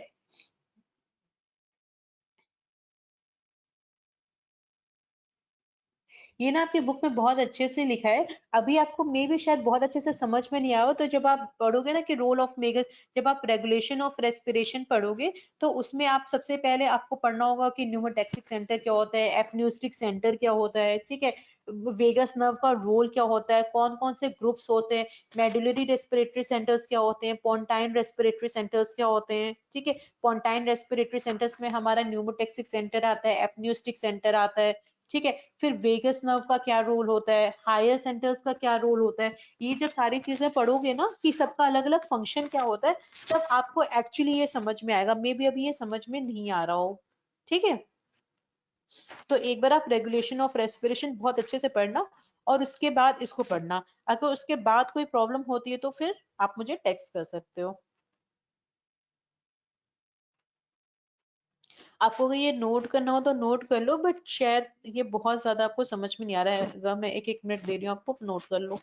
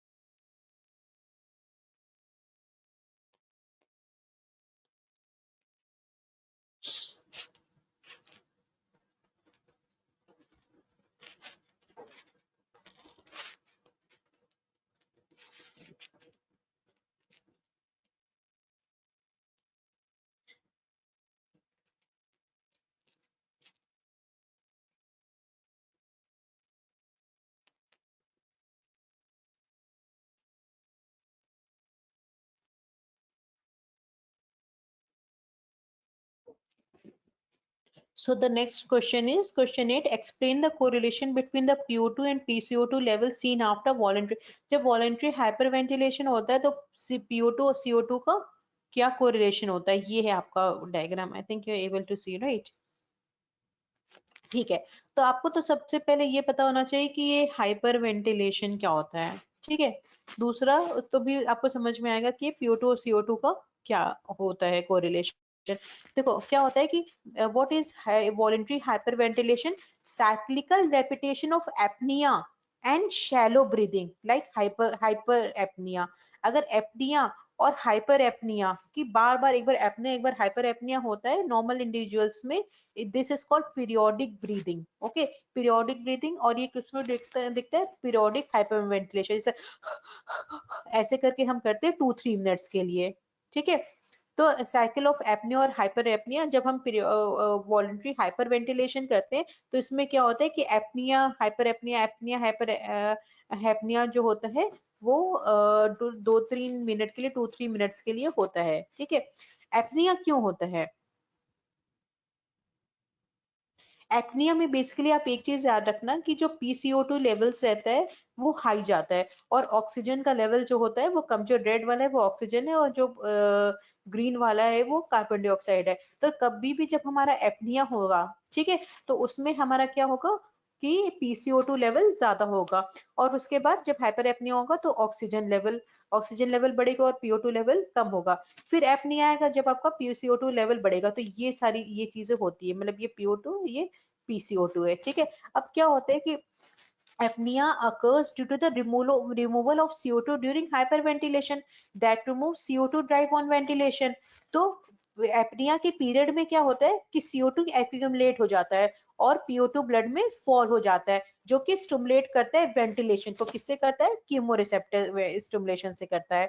तो उससे क्या कहता है होता है, रेस्पिरेशन इनिशिएट होता है और PO2 अपने नॉर्मल लेवल पे रिटर्न हो जाता है। ठीक है, तो इसमें ये होता है। तो एपनिया हाइपर एपनिया तब तक होता है जब तक कि हमारा PO2 जो होता है वो नॉर्मल लेवल पे नहीं आ जाता है। जब एक बार ये नॉर्मल लेवल पे आ जाता है तो हमारा एपनिया हाइपर एपनिया स्टॉप हो जाता है। ठीक है, तो इसमें यही चीज है कि जब हमारा एपनिया होता है तो PO2 लेवल बढ़ जाता है, PCO2 लेवल बढ़ जाता है और PO2 लेवल डाउन होता है। ठीक है, फिर जैसे जैसे ही आपका नॉर्मल हाइपर एपनिया होता है तो उसमें क्या होता है, PO2 लेवल कम हो जाता है और PCO2 लेवल कम हो जाता है और PO2 लेवल हाई हो जाता है। ये तब तक होता है जब तक कि हमारा कार्बन डाइऑक्साइड जो होता है वो नॉर्मल नहीं हो जाता और ऑक्सीजन PO2 बढ़ नहीं जाता है। तभी तो हम नॉर्मल होंगे ना, नॉर्मली तो हमें ऑक्सीजन चाहिए होता है।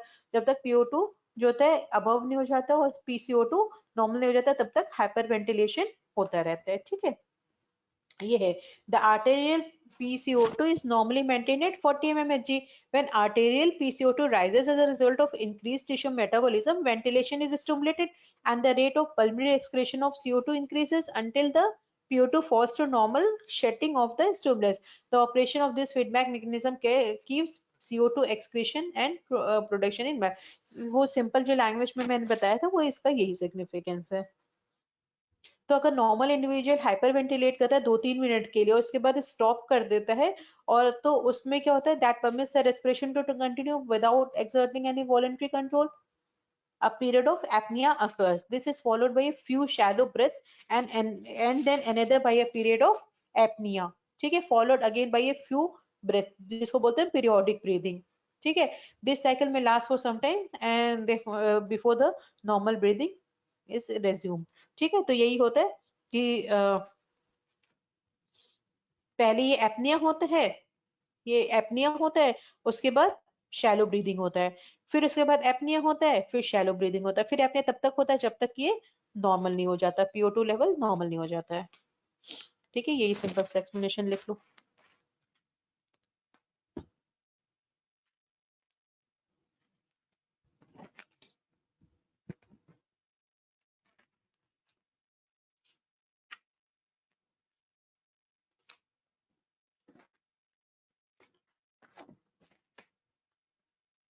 ओके, नेक्स्ट बहुत सिंपल है, PBL9। ये आपको टाइप्स ऑफ हाइपोक्सिया आपने पढ़ा ही होगा। ठीक है, तो हाइपोक्सिया में डिफरेंट कौन कौन से टाइप ऑफ हाइपोक्सिया होते हैं? hypoxic hypoxia, anemic hypoxia, stagnant hypoxia and histotoxic hypoxia। मैं एक एक लाइन में बताती हूँ क्या होता है। hypoxic hypoxia में क्या होगा, मतलब बहुत सिंपल से ऑक्सीजन कम हो जाएगा, तो इसमें क्या होता है, PO2 of the arterial blood is reduce. ठीक है, ये क्या होता है, हाइपोक्सिक हाइपोक्सिया हो गया। एनीमिक हाइपोक्सिया क्या होता है, हमारा इसमें PO2 नॉर्मल रहता है। ठीक है, बट हीमोग्लोबिन जो ऑक्सीजन कैरी करता है वो एडिक्वेट नहीं होता है। Haemoglobin to carry oxygen is normal, मतलब कि ऑक्सीजन जो होता है वो अच्छे से हीमोग्लोबिन से बाइंड नहीं होता है। ठीक है, तो इसमें एनीमिक हाइपोक्सिया, एनीमिया का मतलब क्या हुआ, कम हीमोग्लोबिन। कम हीमोग्लोबिन का क्या मतलब होगा, कम ऑक्सीजन होगा, तो PO2 तो नॉर्मल होता है पर हीमोग्लोबिन ही कम होता है। ठीक है, तो इसको बोलते हैं एनीमिक हाइपोक्सिया। नेक्स्ट है स्टैग्नेंट हाइपोक्सिया। क्या होता है कि इसमें क्या होता है कि ब्लड फ्लो ही डिक्रीज, स्टैग्नेंट मींस रुका हुआ, तो इसमें क्या होता है, ब्लड फ्लो ही जो होता है वो डिक्रीज हो जाता है। ऑब्वियसली ब्लड फ्लो डिक्रीज होगा तो मतलब कि वहां पे हाइपोपरफ्यूजन होगा, तो उसमें टिश्यूज में इतना परफ्यूजन जो होता है वो डिक्रीज हो जाएगा क्योंकि स्टैग्नेंट ब्लड फ्लो है। तो इससे क्या होता है, इश्मिक हाइपोक्सिया हो जाता है, या इसको स्टैग्नेंट हाइपोक्सिया बोलते हैं। ये कभी कभी इश्मिक, ये किस किस कंडीशन में होता है, फॉर एग्जाम्पल ये हार्ट फेलियर में, शॉक में, या कोई वस्कुलर ऑब्स्ट्रक्शन हो, ठीक है, उसकी वजह से होता है। हिस्टोटॉक्सिक क्या होता है कि अब ये तो देना चाह रहा है अपना PO2 जो है, ब्लड तो देना चाह रहा है, पर इसको जो टिश्यू है वो ऑक्सीजन को यूटिलाइज नहीं कर पाता है। उसमें क्या होता है, PO2 नॉर्मल होता है पर tissue cannot utilise oxygen. ठीक है, तो उससे क्या होता है, ये हिस्टोटॉक्सिक हाइपोक्सिया होता है। किसमें, जैसे कि साइनाइड पॉइजनिंग है, डिप्थीरिया है, ये सब में ये होता है। ठीक है, अब ये बहुत सिंपल है।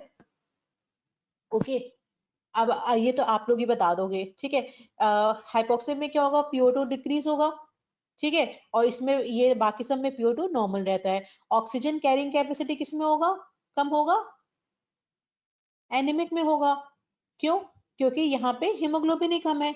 ठीक है, परसेंटेज सैचुरेशन ऑफ हीमोग्लोबिन किसमें हो, कम होगा, हाइपोक्सिक में और एनीमिक में। ठीक है, और AvPO2 डिफरेंस किसमें होगा, हाइपोक्सिक में क्या होगा, ऑब्वियसली लो होगा, एनीमिक में क्या होगा, नॉर्मल होगा। ठीक है, स्टैग्नेंट में क्या होगा, मोर देन नॉर्मल होता है, और हिस्टोटॉक्सिक में कोई डिफरेंस नहीं होता है। ठीक है, साइनोसिस सिर्फ इसमें प्रेजेंट होता है, हाइपोक्सिक हाइपोक्सिया में और स्टैग्नेंट हाइपोक्सिया में। ठीक है,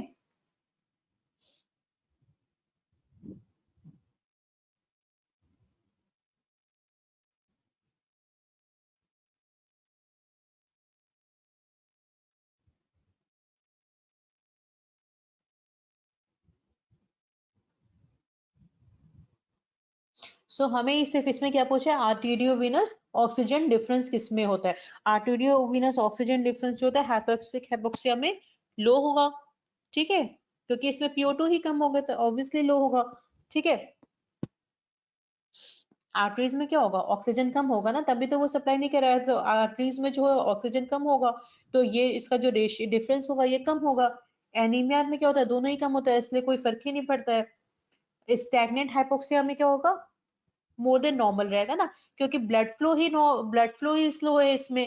ठीक है, और हिस्टोटॉक्सिक हाइपोक्सिया में क्या होता है, कोई डिफरेंस नहीं होता है, क्योंकि ये तो किस वजह से होता है, टिश्यू ही ऑक्सीजन, आर्टेरियल एंड पे वेनस एंड पे दोनों पे नॉर्मल है। ठीक है, इसलिए कोई डिफरेंस ही नहीं होता है, इसमें क्या होता है कि टिश्यू ही नहीं ऑक्सीजन यूटिलाइज कर पाता है। ठीक है, so this is the answer.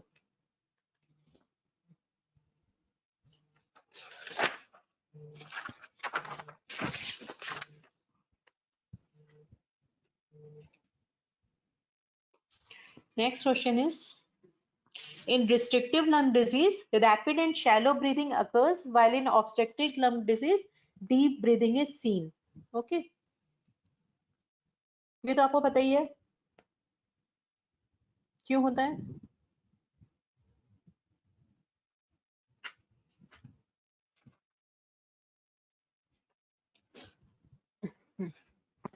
So restrictive lung disease में क्या होता है कि देश, क्योंकि रिस्ट्रिक्शन क्या होता है, जैसे मान लो फॉर एग्जांपल फाइब्रोसिस हो गया या एम्फाइजीमा हो गया, इन कंडीशन में क्या होता है कि more work is done by the respiratory muscles during inspiration to overcome the decrease में क्या होता है, ऑब्वियसली कॉम्प्लायंस डिक्रीज होता है। कॉम्प्लायंस आपने पढ़ा होगा ना, रिस्ट्रिक्टिव लंग डिजीज में कम हो जाता है, तो इसमें कॉम्प्लायंस डिक्रीज होता है, तो इसमें क्या होता है कि इंस्पिरेशन करने के लिए रेस्पिरेटरी मसल्स को बहुत ज्यादा वर्क करना पड़ता है। ठीक है, तो इसलिए इसमें क्या होता है, रैपिड और शैलो ब्रीदिंग होता है।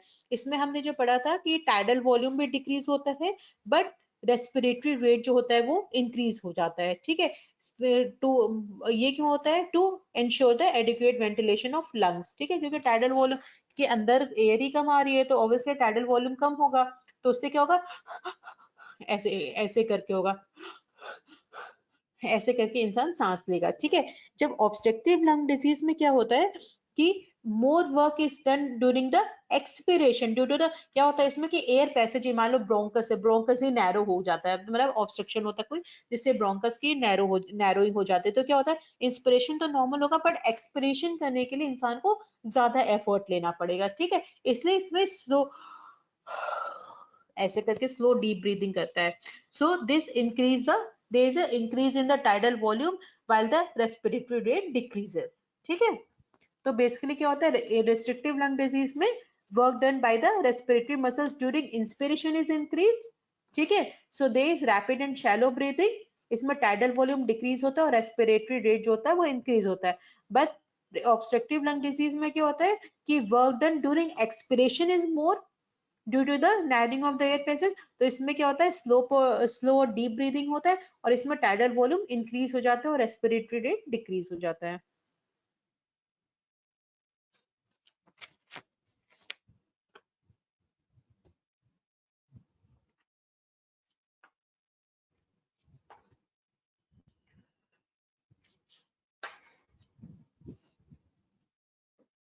So the last question is,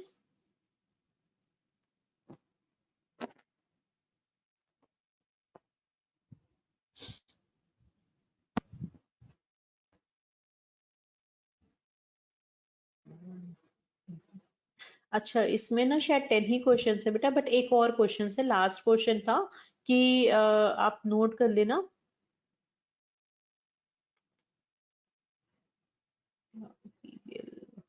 अच्छा, जो मुझे दिया गया 10 था, बट एक और है, why it is difficult to breathe underwater just by using the long tube that sticks over the surface। ये आपने जो पढ़ा होगा कि hazards of sea deep sea diving and the effect of increased barometric pressure।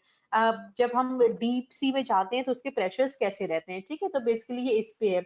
तो इसका explanation ये है कि जब हम सी में जाते हैं, नीचे जाते हैं, तो हर every for every descent of 33 feet, मतलब अगर हम 10 मीटर नीचे जाते हैं तो there is an increase in the pressure by 1 atmosphere. हर एक 10 मीटर पे हमारा जो प्रेशर होता है वो 1 एटमॉस्फेयर से इंक्रीज हो जाता है, ठीक है। सो ये जो प्रेशर इंक्रीज होता है ना, इससे हजार्ड्स होते हैं, ठीक है। देखो इसमें क्या होता है, at the sea level the atmospheric pressure कितना रहता है, सी लेवल पे कितना होगा, 760 mmHg, that is 1 atmosphere. And the pressure in the lung is equal to this pressure, lung का भी pressure कितना रहेगा, इसी के when the individual descends into the sea, for every descent of 33 feet depth there is increase in the pressure by 1 atmosphere, ठीक है। Fresh water में कितना होता है, वो 10.4 मीटर्स में होता है, बट सी वाटर में हमारा 10 मीटर में एवरी 1 एटमॉस्फेरिक प्रेशर जो होता है वो इंक्रीज होता है। So it is difficult to breathe through a long tube as resistance develops when we try to move air inside the tube, ठीक है। तो the longer the tube the more is the resistance and therefore it requires a lot of work. The narrower the tube the more is the resistance, therefore we need the pressurized air that is such। जैसे मान लो आपने देखा होगा कि जब भी under diving करते हैं तो हम हमेशा स्कूबा डाइविंग करते हैं ना, स्कूबा डाइविंग आपने सुना होगा, ठीक है। वो क्या होता है, deep sea divers compressor system होता है।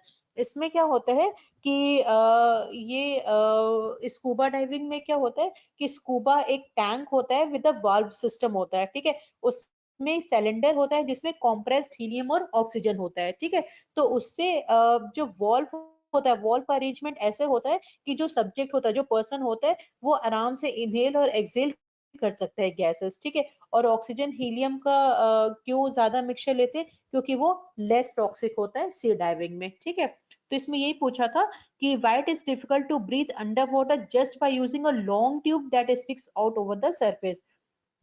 So it is difficult to breathe through a long tube as resistance develops when we try to move the air inside the tube. The longer the tube, the more is the resistance, and therefore it requires a lot of blood. Longer भी रहेगा और narrower भी रहेगा तब भी ज्यादा resistance रहेगा, इसलिए हमें pressurized air भी चाहिए होता है, ठीक है। जैसे स्कूबा आउटफिट होता है या sea dive deep sea divers compressor system होता है, ठीक है। तो ये है। So this is all about the respiratory PBL. So we have little time left. If you have any question, then please put it on the group. I'll try to explain it. Or later on, if you want to read, you can read, and then we can discuss also. Later, you can WhatsApp me also. So for the next 5-10 minutes, I am waiting for your questions.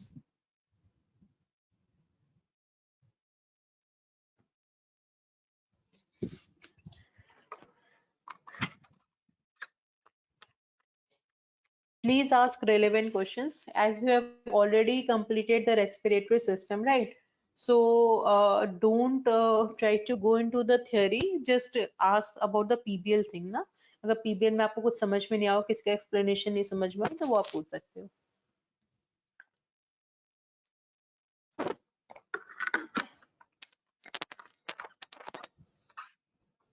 Alveolar sac और alveoli में क्या difference, alveolar sac मतलब कि एक जैसे बोरा होता है, उसके अंदर बहुत सारे आप बलून भर दो, तो जो एल्वुलर सैक होता है, वो जो बोरा होता है, जो सैक होता है वो एल्वुलर सैक होता है, उसके अंदर एल्वुलाई होते हैं।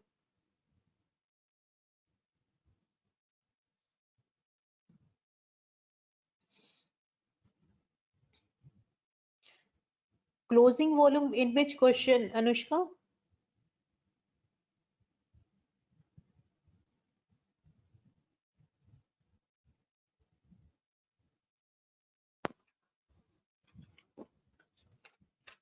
Okay, bronchioles. I am going to the question one. देखो ये तो मैंने आपको एक्सप्लेन किया था।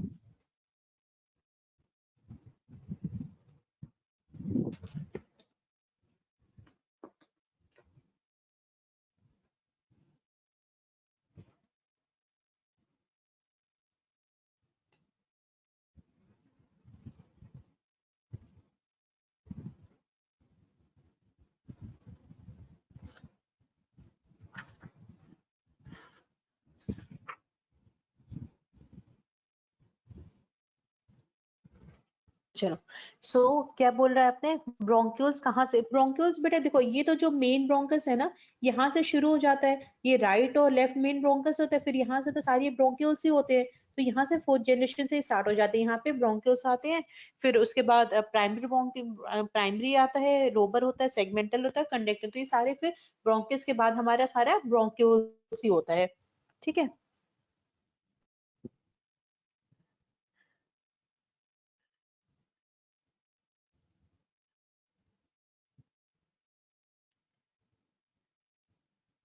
Closing volume, chart of volume and capacity. Where is it closing volume? Which icon is showing the closing volume?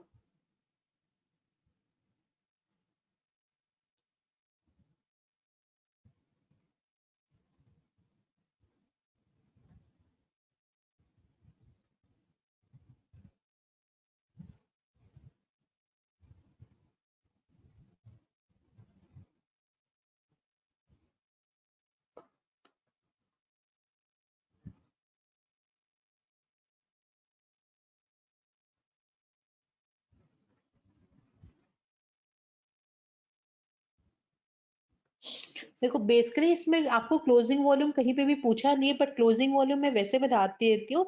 ये क्लोजिंग वॉल्यूम क्या होता है? It is the volume towards the end of the forced expiration, okay, after which some airways have effectively closed, some airways have effectively closed, and more of the expired gases come from the relatively poorly ventilated areas of the lung. ठीक है, ये होता है closing volume.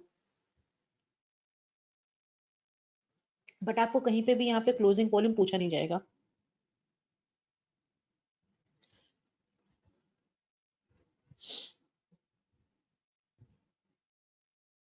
Significance अब ये है कि closing volume समझ में आया?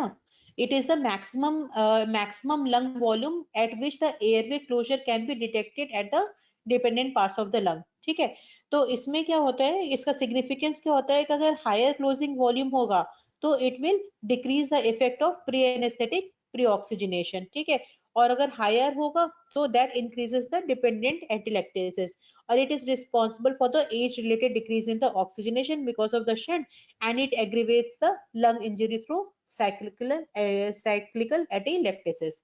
ये होता है, पर क्लोजिंग वॉल्यूम आपसे पूछेंगे नहीं क्योंकि बेसिकली एमबीबीएस के लेवल पे इतने ही पूछते हैं।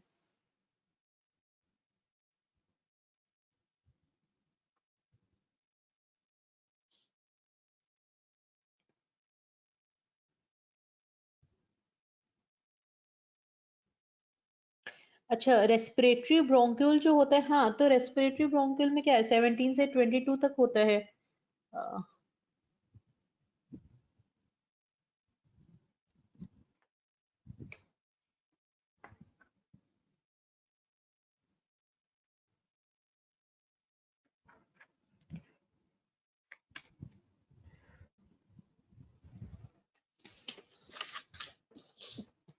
ये बेसिकली 17 से जो रेस्पिरेटरी ब्रोंक्यूल होता है ना, ये 17 से 22 जनरेशन तक होता है।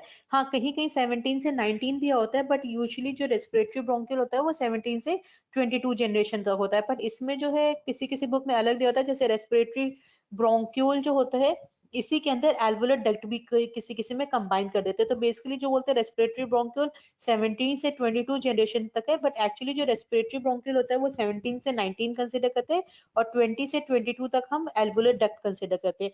जो 23 होता है वो एल्वुलर सैक कंसिडर करते हैं, और उसके अंदर फिर उसके बाद जो होता है वो एल्वुलाई होता है। तो अगर हमारा रेस्पिरेटरी ब्रोंक्यूल पूछेगा तो you can answer 17 to 22 generation.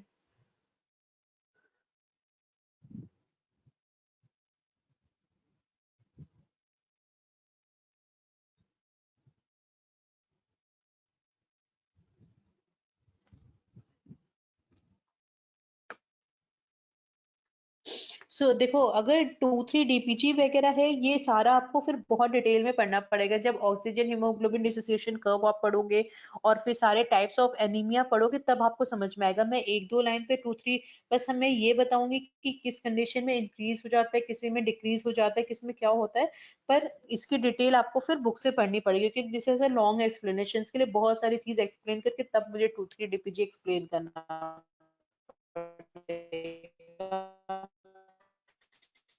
ठीक है, एक बार आप पढ़ना सूर्यांश, अगर नहीं समझ में आएगा then you can text me on the personal window, okay.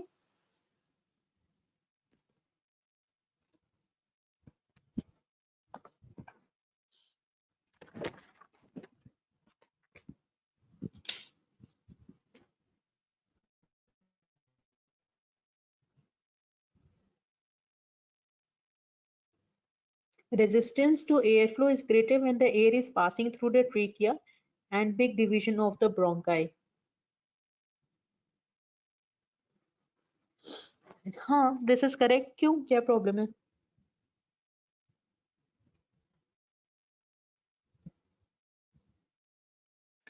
जब हमारा ऊपर से आता है ना तो हमारे दो होते हैं ना, फेरिंग्स होता है और लैरिंग्स, दोनों होता है, ठीक है। तो हमें किस में डालना होता है? ट्रेकिया में डालना होता है। तो कुछ वहां पे वही एपिग्लॉटिस का रोल है कि एपिग्लॉटिस इधर आता है या तो उधर आता है, लैरिंग्स में जाना है या तो फेरिंग्स में जाना है, ठीक है। तो उसी लेवल पे रेजिस्टेंस होता है जब वहां पे ट्रेकिया में उसको पास करना होता है, ठीक है। उसके बाद तो फिर वो लंग्स में चला ही जाता है तो उसका रेजिस्टेंस कम हो जाता है।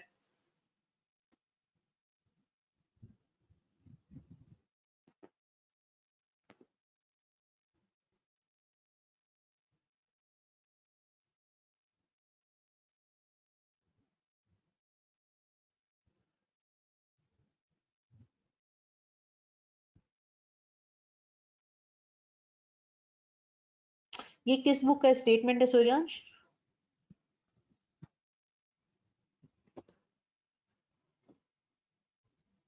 The resistance should basically increase when the diameter is decreases. So you're saying that from the trachea, when the diameter is decreasing, then the resistance should increase, right? This is right. And the above statement is written in which book?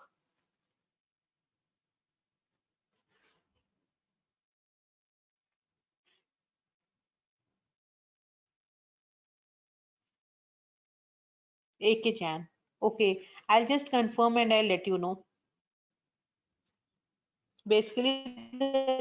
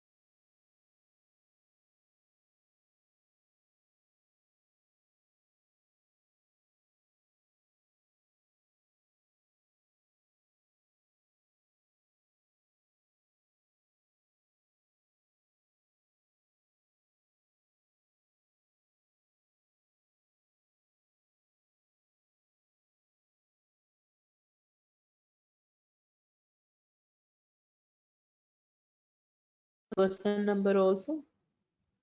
Okay.